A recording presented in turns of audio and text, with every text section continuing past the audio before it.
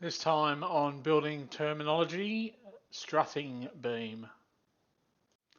The strutting beam is a beam spanning between load-bearing walls from which underpillars may be strutted.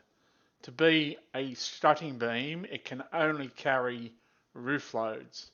If it's carrying ceiling loads, then it's a combined hanging strutting beam or combined counter strutting beam.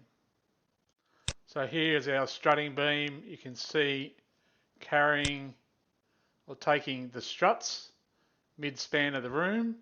You can also see that the strutting beam has been packed up 25mm off the plate, so if there is any deflection in the beam, it is not going to disturb the ceiling line.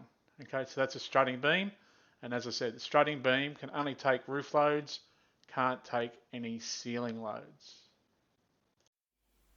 If you like this video, please hit the like button and subscribe to my YouTube channel. And you can also follow me on Facebook.